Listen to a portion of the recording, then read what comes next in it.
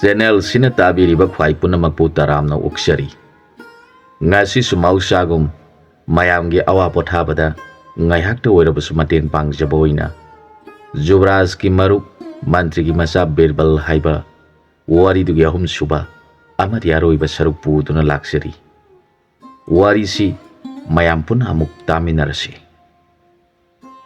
ꯄꯥꯎ ꯑꯗꯨ ꯃꯟꯇ꯭ꯔꯤꯒꯤ ꯃꯆꯥ ꯑꯗꯨꯅ ꯌꯣꯡ ꯑꯗꯨꯒ ꯂꯣꯏꯅꯅ ꯃꯕꯨꯡꯉꯣ ꯊꯤꯔꯛꯄꯗ ꯂꯝꯕꯤꯗ ꯃꯤꯅ ꯉꯥꯡꯅꯕ ꯇꯥꯔꯦ꯫ ꯃꯗꯨꯗ ꯕꯤꯔꯕꯜꯅ ꯃꯕꯨꯡꯉꯣ ꯌꯨꯕꯔꯥꯖ ꯁꯣꯏꯗꯅ ꯌꯥꯎꯔꯝꯂꯒꯅꯤ ꯈꯟꯗꯨꯅ ꯑꯩꯅ ꯑꯁꯨꯝꯅ ꯆꯠꯂꯕꯗꯤ ꯃꯤꯅ ꯈꯪꯈꯤꯕ ꯇꯥꯔꯦ ꯈꯟꯗꯨꯅ ꯂꯝꯕꯣꯏꯕꯒꯤ ꯐꯤ ꯃꯈꯣꯏꯒꯤ ꯀꯩꯊꯦꯜꯗꯒꯤ ꯂꯩꯔꯒ ꯁꯦꯠꯂꯦ꯫ ꯑꯗꯨꯒ ꯃꯁꯛ ꯈꯪꯗꯅꯕ ꯃꯀꯣꯏ ꯍꯥꯞꯂꯦ꯫ ꯑꯁꯨꯝꯅ ꯂꯥꯛꯄꯅ ꯅꯤꯡꯊꯧꯒꯤ ꯃꯆꯥꯅ ꯏꯁꯤꯡ ꯁꯣꯛꯂꯤꯕ ꯃꯐꯝꯗꯨ ꯌꯧꯔꯛꯂꯦ꯫ ꯃꯐꯝ ꯑꯗꯨꯗ ꯃꯍꯥꯛ ꯄꯣꯊꯥꯗꯨꯅ ꯂꯩꯈꯤ꯫ ꯃꯍꯥꯛꯅ ꯃꯥꯒꯤ ꯃꯕꯨꯡꯉꯣ ꯅꯤꯡꯊꯧꯒꯤ ꯃꯆꯥꯅ ꯏꯁꯤꯡ ꯁꯣꯛꯄ ꯂꯥꯛꯄ ꯉꯥꯏꯗꯨꯅ ꯂꯩꯔꯦ꯫ ꯅꯣꯡꯉꯥꯜꯂꯕꯗ ꯌꯨꯕꯔꯥꯖ ꯃꯔꯦꯡꯕꯥꯟꯗ ꯆꯩ ꯑꯃꯗ ꯅꯥꯀꯟ ꯅꯥꯀꯟꯗ ꯏꯁꯤꯡ ꯍꯥꯞꯅꯕ ꯄꯥꯇ꯭ꯔ ꯌꯥꯟꯗꯨꯅ ꯂꯥꯛꯂꯤꯕꯗꯨ ꯎꯔꯒ ꯃꯟꯇ꯭ꯔꯤꯒꯤ ꯃꯆꯥ ꯑꯗꯨꯅ ꯃꯕꯨꯡꯉꯣꯕꯨ ꯎꯖꯔꯒ ꯀꯞꯅꯤꯡꯕꯁꯨ ꯐꯥꯎꯏ, ꯅꯣꯛꯅꯤꯡꯕꯁꯨ ꯐꯥꯎꯏ꯫ ꯑꯩꯒꯤ ꯅꯨꯡꯁꯤꯖꯈ꯭ꯔꯕ ꯏꯕꯨꯡꯉꯣ ꯌꯨꯕꯔꯥꯖ ꯑꯁꯤꯅ ꯀꯔꯤꯁꯨ ꯂꯩꯇꯕꯤ ꯔꯥꯖꯀꯨꯃꯥꯔꯤ ꯑꯃꯒꯤ ꯏꯁꯤꯡ ꯍꯣꯜꯂꯤꯕ?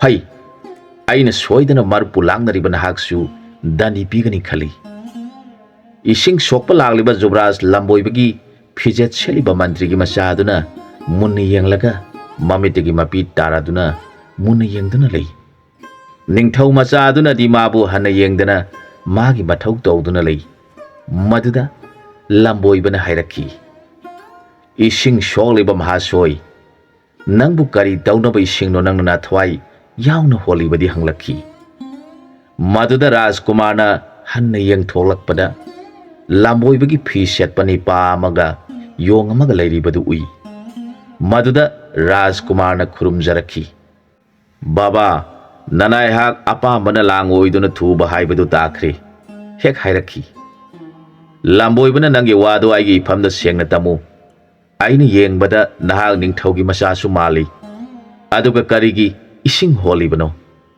ꯑꯁꯦꯡꯕ ꯍꯥꯏꯗ꯭ꯔꯕꯗꯤ ꯁꯣꯏꯗꯅ ꯑꯩꯅ ꯅꯐꯝꯗ ꯁꯥꯞ ꯇꯧꯒꯅꯤ ꯍꯥꯏꯔꯛꯈꯤ꯫ ꯋꯥꯗꯨ ꯇꯥꯔꯒ ꯅꯤꯡꯊꯧ ꯃꯆꯥꯅ ꯑꯁꯦꯡꯕ ꯇꯝꯖꯒꯦ ꯕꯥꯕꯥ, ꯂꯩꯕꯥꯛ ꯑꯁꯤꯗ ꯄꯥꯜꯂꯤꯕ ꯅꯤꯡꯊꯧ ꯑꯁꯤꯒꯤ ꯃꯆꯥ ꯏꯕꯦꯝ ꯑꯃ ꯂꯩ꯫ ꯃꯍꯥꯛꯀꯤ ꯃꯁꯛ ꯃꯇꯧ ꯌꯥꯝꯅ ꯍꯦꯟꯅ ꯅꯤꯡꯊꯤꯖꯩ꯫ ꯃꯍꯥꯛꯀꯤ ꯀꯜꯂꯕ ꯋꯥꯁꯛ ꯑꯃ ꯂꯩ꯫ ꯃꯍꯥꯛꯅ ꯄꯥꯈꯣꯡ ꯑꯃ ꯆꯜꯂꯤ꯫ ꯄꯥꯈꯣꯡ ꯑꯗꯨ ꯐꯣꯡꯕ ꯉꯝꯕ ꯅꯤꯄꯥꯗ ꯃꯥꯒꯤ ꯃꯄꯨꯔꯣꯏꯕ ꯑꯣꯏꯒꯅꯤ, ꯐꯣꯡꯕ ꯉꯝꯗ꯭ꯔꯒ ꯃꯥꯒꯤ ꯃꯤꯅꯥꯏ ꯑꯣꯏꯕ ꯍꯥꯏꯔꯦ꯫ ꯃꯗꯨꯗ ꯂꯩꯕꯥꯛ ꯂꯩꯕꯥꯛꯇꯒꯤ ꯅꯤꯡꯊꯧ ꯃꯆꯥꯁꯤꯡ ꯃꯌꯥꯝ ꯂꯥꯛꯇꯨꯅ ꯃꯥꯒꯤ ꯄꯥꯈꯣꯡ ꯐꯣꯡꯕ ꯉꯝꯕ꯭ꯔꯥ ꯆꯥꯡ ꯌꯦꯡꯅꯔꯦ꯫ ꯃꯈꯣꯏ ꯑꯗꯨꯒꯤ ꯃꯅꯨꯡꯗ ꯑꯩꯁꯨ ꯌꯥꯎꯔꯨꯔꯦ꯫ ꯑꯩꯁꯨ ꯐꯣꯡꯕ ꯉꯝꯗꯕꯗꯒꯤ ꯃꯥꯒꯤ ꯃꯅꯥꯏ ꯑꯣꯏꯕ ꯇꯥꯔꯗꯨꯅ ꯍꯥꯏꯅꯈꯤꯕꯒꯤ ꯃꯇꯨꯡꯏꯟꯅ ꯑꯩꯍꯥꯛꯄꯨ ꯏꯁꯥ ꯅꯥꯜꯂꯤ, ꯅꯪꯅ ꯑꯩꯒꯤ ꯏꯁꯤꯡ ꯁꯣꯛꯀꯗꯕꯅꯤ ꯍꯥꯏꯔꯤ꯫ ꯑꯩꯁꯨ ꯌꯥꯅꯈꯤꯕꯒꯤ ꯃꯇꯨꯡ ꯏꯟꯗꯨꯅ ꯃꯥꯒꯤ ꯅꯨꯃꯤꯠ ꯈꯨꯗꯤꯡꯒꯤ ꯏꯔꯨꯖꯅꯕ, ꯊꯛꯅꯕ ꯆꯥꯅꯕ ꯄꯨꯝꯅꯃꯛ ꯑꯣꯛꯅꯕ ꯑꯩꯅ ꯏꯁꯤꯡꯒꯤ ꯊꯕꯛ ꯇꯧꯖꯔꯤ꯫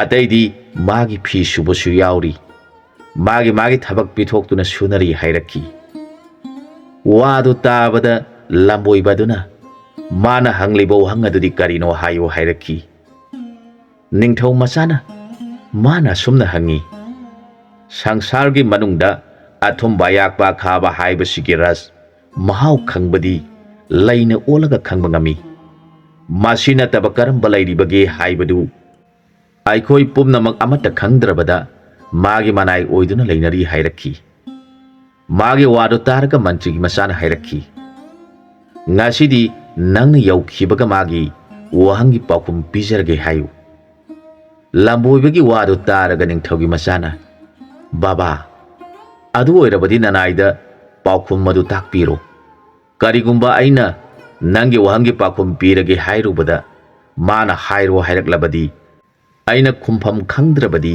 ꯃꯗꯨꯅ ꯍꯦꯟꯅ ꯈꯨꯗꯣꯡ ꯆꯥꯔꯣꯏ ꯍꯥꯏꯔꯛꯈꯤ꯫ ꯅꯤꯡꯊꯧ ꯃꯆꯥꯒꯤ ꯋꯥꯗꯨ ꯇꯥꯔꯒ ꯂꯝꯕꯣꯏꯕꯅ, ꯐꯔꯦ, ꯅꯪꯅ ꯑꯗꯨꯝꯅ ꯈꯜꯂꯕꯗꯤ ꯑꯁꯨꯝꯅ ꯈꯨꯝꯒꯗꯕꯅꯤ꯫ ꯑꯊꯨꯝꯕ ꯑꯌꯥꯛꯄ ꯑꯈꯥꯕ ꯍꯥꯏꯔꯤꯕ ꯑꯁꯤꯕꯨ ꯈꯪꯕꯗꯤ ꯂꯩꯅ ꯊꯦꯡꯅꯔꯒ ꯈꯪꯕꯅꯤ꯫ ꯃꯗꯨꯗꯒꯤ ꯍꯦꯟꯅ ꯊꯨꯝꯃꯤ ꯌꯥꯛꯏ ꯈꯥꯏ ꯈꯪꯕꯗꯤ ꯆꯤꯝꯕꯥꯅ ꯈꯪꯕꯅꯤ ꯍꯥꯏꯔꯛꯈꯤ꯫ ꯂꯝꯕꯣꯏꯕꯒꯤ ꯋꯥꯗꯨ ꯇꯥꯔꯒ ꯅꯤꯡꯊꯧꯒꯤ ꯃꯆꯥꯅ, ꯀꯔꯝꯅ ꯆꯤꯟꯕꯥꯟꯅ ꯈꯪꯒꯗꯣꯔꯤꯕꯅꯣ ꯍꯪꯂꯛꯈꯤ꯫ ꯂꯝꯕꯣꯏꯕꯅ ꯍꯥꯏꯔꯛꯏ, ꯆꯤꯟꯕꯥꯟꯗꯒꯤ ꯍꯥꯏꯗꯣꯛꯂꯛꯄ ꯋꯥꯍꯩ ꯑꯗꯨꯗꯒꯤ ꯑꯊꯨꯝꯕ ꯋꯥꯍꯩ, ꯑꯌꯥꯛꯄ ꯋꯥꯍꯩ, ꯑꯈꯥꯕ ꯋꯥꯍꯩꯁꯤꯡ ꯌꯥꯎꯔꯤꯕ ꯑꯗꯨꯕꯨꯅꯤ ꯃꯥꯅ ꯍꯥꯏꯔꯤꯕꯗꯨ꯫ ꯋꯥꯗꯨ ꯇꯥꯔꯒ ꯖꯨꯕ꯭ꯔꯥꯖꯅ ꯕꯥꯕꯥꯅ ꯇꯥꯛꯄꯤꯕꯗ ꯑꯩꯍꯥꯛ ꯚꯥꯞ ꯈꯔ ꯇꯥꯖꯔꯦ꯫ ꯕꯥꯕꯥ, ꯑꯩꯍꯥꯛꯇꯤ ꯅꯤꯡꯊꯧꯒꯤ ꯃꯆꯥꯅꯤ ꯍꯥꯏꯗꯨꯅ ꯄꯪꯂꯩꯗ ꯂꯩꯖꯕꯅꯤ꯫ ꯑꯩꯒꯤ ꯍꯥꯏꯕꯕꯨ ꯅꯨꯡꯁꯤꯖꯈ꯭ꯔꯕ ꯑꯩꯒꯤ ꯃꯔꯨꯞ ꯑꯃ ꯂꯩ꯫ ꯃꯍꯥꯛ ꯌꯥꯎꯔꯝꯂꯕꯗꯤ ꯕꯥꯕꯥꯅ ꯍꯥꯏꯕꯤꯔꯤꯕ ꯄꯨꯝꯅꯃꯛꯇꯨ ꯈꯪꯂꯝꯒꯗꯕꯅꯤ꯫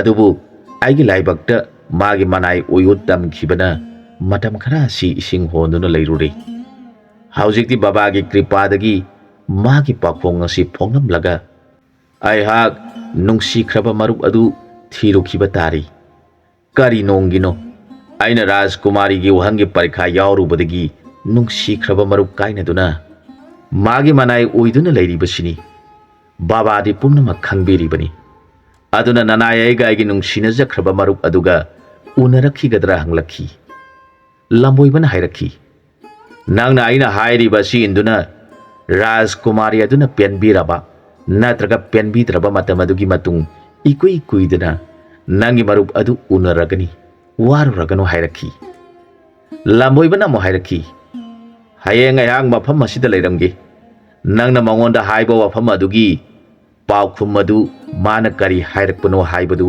ꯑꯩꯉꯣꯟꯗ ꯇꯝꯃꯨ꯫ ꯉꯁꯤꯒꯤꯗꯤ ꯆꯠꯂꯣ ꯍꯥꯏꯔꯛꯈꯤ꯫ ꯅꯤꯡꯊꯧ ꯃꯆꯥꯗꯨ ꯏꯁꯤꯡ ꯄꯨꯗꯨꯅ ꯆꯠꯈ꯭ꯔꯦ꯫ ꯃꯥꯅ ꯏꯁꯤꯡ ꯄꯨꯁꯤꯟꯈꯤꯕꯗ ꯔꯥꯖꯀꯨꯃꯥꯔꯤꯅ ꯍꯥꯏꯔꯛꯈꯤ, ꯀꯔꯤ ꯇꯧꯔꯦ, ꯀꯨꯏꯅ ꯆꯪꯂꯤꯕꯗꯤ?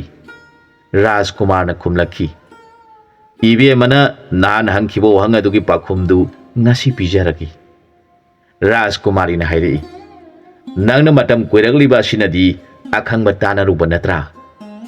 ꯅꯤꯡꯊꯧ ꯃꯆꯥꯅ ꯏꯕꯦꯝꯃꯅ ꯍꯪꯈꯤꯕ ꯃꯇꯝ ꯑꯗꯨꯗ ꯊꯨꯅ ꯄꯥꯎꯈꯨꯝ ꯄꯤꯔꯨꯔꯕꯗꯤ ꯏꯕꯦꯝꯃꯅ ꯃꯁꯤꯗꯤ ꯍꯩꯃꯟ ꯁꯤꯡꯃꯜꯂꯤ ꯈꯟꯗꯨꯅ ꯁꯥꯎꯈꯤꯕꯁꯨ ꯌꯥꯏ ꯍꯥꯏꯅ ꯈꯟꯈꯤꯕꯅꯅꯤ ꯍꯥꯏꯔꯛꯈꯤ꯫ ꯔꯥꯖꯀꯨꯃꯥꯔꯤꯅ ꯄꯔꯤꯈꯥ ꯍꯪꯂꯤꯕ ꯋꯥꯍꯪꯒꯤ ꯄꯥꯎꯈꯨꯝꯗꯨ ꯃꯥꯅ ꯄꯤꯔꯤꯕ ꯄꯨꯡꯐꯝ ꯑꯗꯨꯗꯒꯤ ꯍꯦꯟꯗꯣꯛꯈ꯭ꯔꯕꯗꯤ ꯑꯃꯨꯛ ꯍꯟꯅ ꯈꯨꯝꯕ ꯌꯥꯗꯕꯅꯤ꯫ ꯑꯗꯨꯅ ꯅꯪꯁꯨ ꯑꯈꯪꯕ ꯃꯤ ꯇꯥꯟꯅꯔꯨꯔꯒ ꯍꯥꯏꯔꯛꯄ ꯋꯥꯐꯝꯅꯤ, ꯃꯗꯨ ꯑꯩꯅ ꯌꯥꯅꯤꯡꯗꯦ ꯍꯥꯏꯔꯛꯈꯤ꯫ ꯔꯥꯖꯀꯨꯃꯥꯔ ꯃꯈꯥ ꯇꯥꯈꯤꯗ꯭ꯔꯦ꯫ ꯅꯨꯃꯤꯠ ꯑꯗꯨꯃ ꯂꯦꯜꯂꯦ꯫ ꯅꯣꯡꯉꯥꯜꯂꯕꯗ ꯅꯤꯡꯊꯧꯒꯤ ꯃꯆꯥ ꯏꯁꯤꯡ ꯍꯣꯟꯕ ꯂꯥꯛꯂꯦ꯫ ꯂꯝꯕꯣꯏꯕꯅ ꯀꯔꯤ ꯇꯧꯔꯕꯒꯦ ꯍꯪꯂꯛꯈꯤ꯫ ꯖꯨꯕ꯭ꯔꯥꯖꯅ ꯔꯥꯖꯀꯨꯃꯥꯔꯤꯅ ꯍꯥꯏꯕ ꯋꯥꯐꯝ ꯄꯨꯝꯅꯃꯛ ꯇꯝꯖꯔꯦ꯫ ꯃꯗꯨꯗ ꯂꯝꯕꯣꯏꯕꯅ ꯍꯥꯏꯔꯛꯈꯤ, ꯃꯥꯅ ꯏꯔꯨꯖꯅꯕ ꯏꯁꯤꯡ ꯄꯥꯇ꯭ꯔ ꯑꯗꯨ ꯃꯁꯛ ꯈꯪꯅ ꯊꯝꯃꯣ꯫ ꯑꯩꯅ ꯏꯁꯤꯡ ꯈꯔ ꯅꯪꯒꯤ ꯏꯁꯤꯡꯒꯤ ꯄꯥꯇ꯭ꯔ ꯑꯁꯤꯗ ꯍꯩꯖꯤꯟꯕꯤꯔꯒꯦ꯫ ꯑꯣꯟꯅꯍꯟꯒꯅꯨ, ꯅꯁꯥꯗ ꯏꯁꯤꯡꯁꯤ ꯆꯣꯡꯍꯟꯒꯅꯨ꯫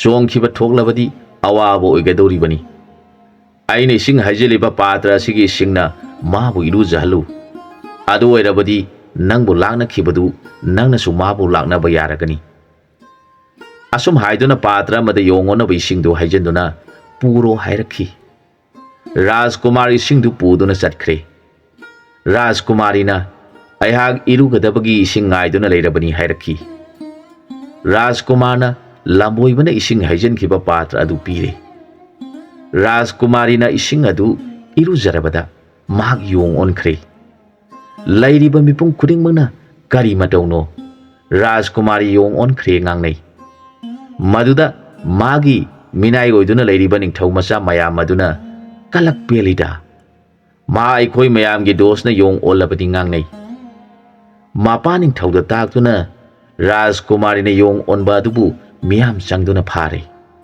ꯑꯗꯨꯒ ꯃꯈ꯭ꯋꯥꯡꯗ ꯌꯣꯂꯤ ꯊꯨꯔꯗꯨꯅ ꯄꯨꯟꯗꯨꯅ ꯆꯠꯈꯤꯗꯅꯕ ꯊꯝꯂꯦ꯫ ꯅꯤꯡꯊꯧꯅ ꯂꯩꯕꯥꯛ ꯑꯗꯨꯗ ꯂꯩꯕ ꯑꯈꯪꯕ ꯄꯨꯝꯅꯃꯛ ꯀꯧꯈꯠꯇꯨꯅ ꯌꯦꯡꯍꯜꯂꯦ꯫ ꯀꯥꯟꯅꯕ ꯐꯪꯗ꯭ꯔꯕꯗ ꯅꯤꯡꯊꯧꯒꯤ ꯄꯨꯛꯅꯤꯡ ꯌꯥꯝꯅ ꯋꯥꯔꯦ꯫ ꯅꯤꯡꯊꯧꯅ ꯍꯥꯏꯔꯛꯈꯤ, ꯑꯩꯒꯤ ꯏꯆꯥ ꯑꯁꯤꯕꯨ ꯐꯍꯟꯕ ꯉꯝꯕ ꯃꯤꯑꯣꯏꯗ ꯃꯍꯥꯛꯄꯨ ꯂꯨꯍꯣꯡꯗꯨꯅ ꯁꯅꯥ ꯂꯨꯄꯥꯒ ꯀꯣꯟꯅꯅ ꯑꯎꯟꯄꯣꯠ ꯆꯥꯃ ꯈꯨꯖꯤꯡ ꯑꯣꯏꯗꯨꯅ ꯄꯤꯖꯒꯅꯤ ꯍꯥꯏꯅ ꯂꯥꯎꯊꯣꯔꯛꯈꯤ꯫ ꯃꯗꯨ ꯑꯣꯏꯔꯕꯁꯨ ꯀꯅꯥ ꯑꯃꯠꯇꯅ ꯐꯍꯟꯕ ꯉꯝꯗ꯭ꯔꯕꯗ ꯅꯤꯡꯊꯧꯒꯤ ꯑꯋꯥꯕ ꯑꯣꯏꯔꯤꯉꯩꯗ ꯂꯝꯕꯣꯏꯕ ꯌꯣꯡ ꯄꯨꯕ ꯑꯃ ꯀꯣꯅꯨꯡꯗ ꯂꯥꯛꯂꯝꯃꯤ꯫ ꯃꯥꯕꯨ ꯎꯕꯗ ꯅꯤꯡꯊꯧꯅ ꯍꯥꯏꯖꯔꯛꯈꯤ, ꯕꯥꯕꯥ ꯂꯥꯏꯅꯤꯡꯕ, ꯅꯐꯝꯗ ꯅꯅꯥꯏꯅ ꯆꯪꯖꯔꯤ꯫ ꯅꯅꯥꯏꯒꯤ ꯏꯆꯥꯅꯨꯄꯤ ꯑꯃꯠꯇ ꯄꯣꯛꯆꯕꯤ ꯑꯁꯤ ꯃꯐꯝ ꯈꯪꯗꯅ ꯌꯣꯡ ꯑꯣꯟꯗꯨꯅ ꯂꯩꯈ꯭ꯔꯦ꯫ Babana chanbiduna icha asibu amuk hana yongdagi mi amuk hana olhanbiu haijaraki.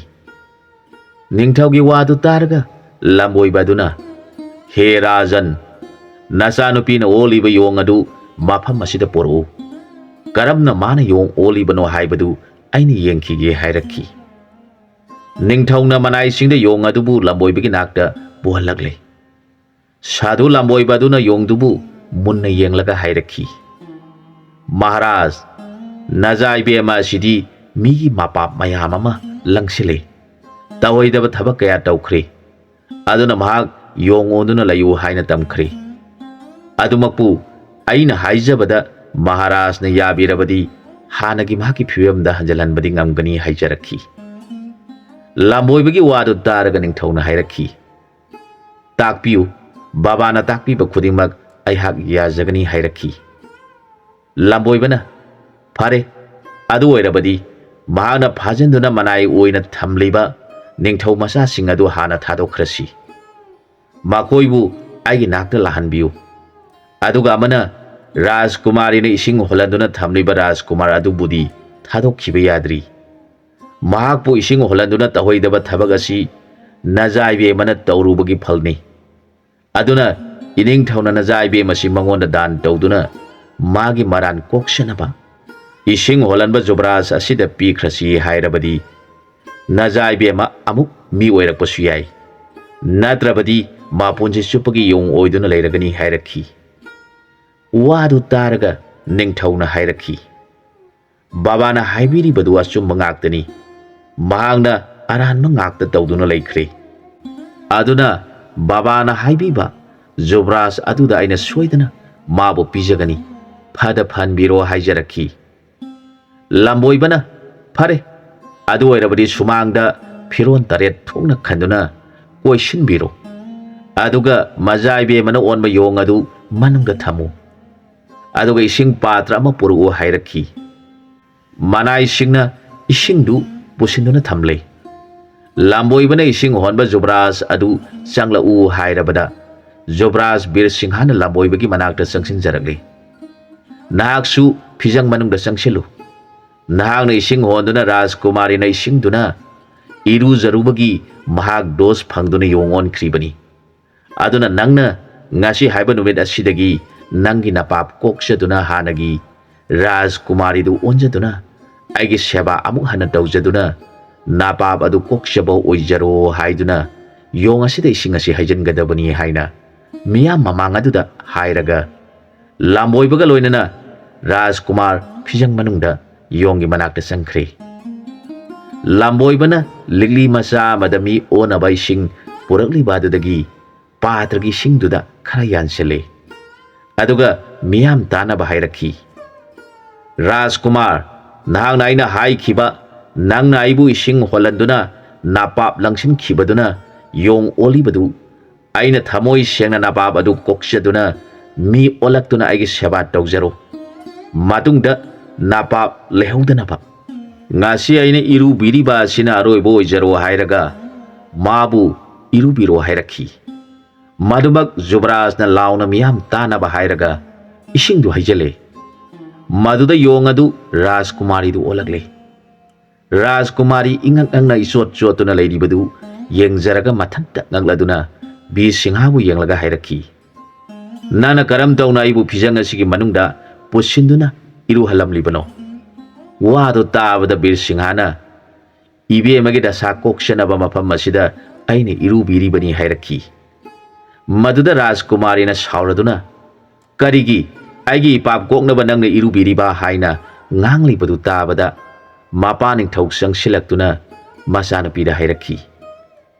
Ibema ipawa haige taw ibungo Jubraj asida nangna hairibadu lali nahana tawhoi de khangdana ibungo Jubraj asibu numit khudingi nangi iru naba ising holanba madugi dosna nahak yongonduna matam kuina leirure. Leibak ya khangba maiba singna nangbu yengba ngamdrabada baba lamboiba si thengnaduna mahakna haibagi matungina nangna Jubraj asida langjarubagi yong olibani.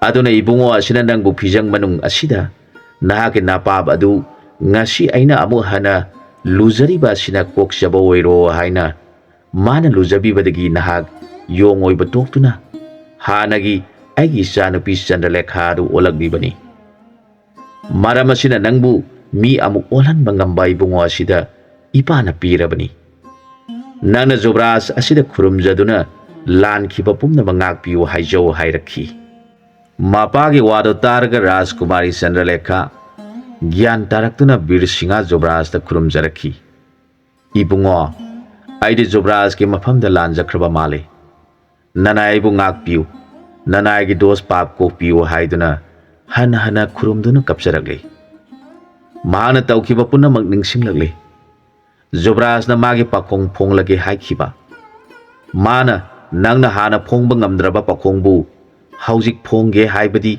kanagumba amadagi khanglakpa oirini haiduna phongankhidaba thoina dum sauduna isingdu thuna thuna chatuna puru haikhiba punamak ningsinglaktuna mabungo oiragadaba Birsingha Jobraj bu yengjaraga kapcharakhi ningthau adu haujikti mathwai nungai jaraduna Birsingha bu laiba adugi ningthau oiro hairabada Birsingha Maharaj nanai di mafam asida ningthau oiduna leithokpa yadri nanai gi nungsikhraba marup ama thirugadaba leiri mahak aihak desh koiduna ihai singkharadang tamlusi haiduna lakshabani aikhoina lakshabada lamlong hum phangba ma thengnei mafam aduda aikhoi anina tulsi pambi amamam aigi thanaramlaga leiringaida kayama tholglabada aikhoi khutta khula yaudabana kaibu kiduna lambi khainaduna senare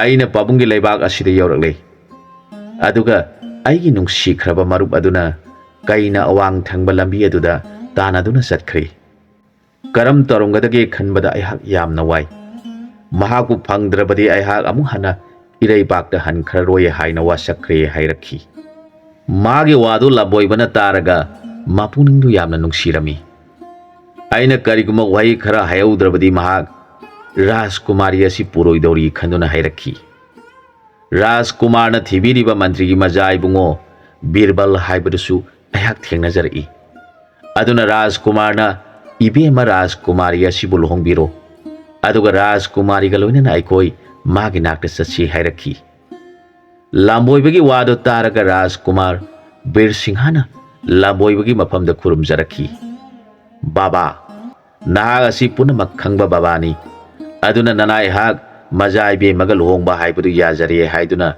numit aduda luhongle nongan baga lamboibana aikhoi chatlasi nangi marupki manakta hairaduna lamboibaga loinana Birsingha amadi Chandralekha kaubi Rajkumarina mapabung amasung mama khurumjaramlaga satpa horakle makoina lamlong adu yorabada pothakisi haiduna leire maduda lamboibana Rajkumar mafam asida phambiduna nangi maraptu ngaibiramu aihak mabu kaurukige hairamlaga yong adu puduna chatkre aduga lamboibana ising leiba mafamda phajana irujathole yong adu summi onabai singdu chaisinduna mi olanduna mafi maron ningthina set enduna lamboibagi phiduna isingduda thadaramlaga yamna awabagi mongda Rajkumari Mohini ga loinana sangsilaktuna majai bungo haiduna mamitigi mapi tana khurumjakhi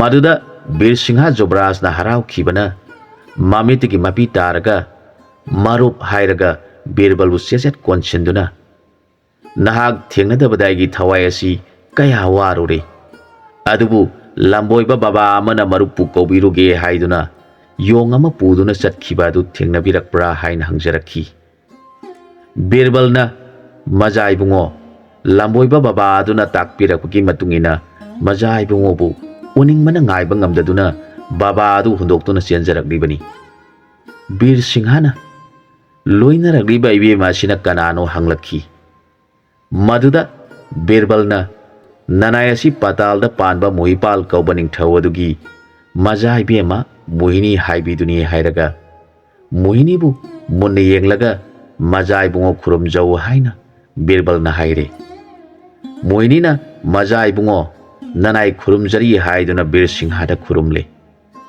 Madugi tungda Birbal na amu hangjarakhi. Maja ibungoga loinara iba Rajkumari asibu nana ekhoida takpiba yaroidra.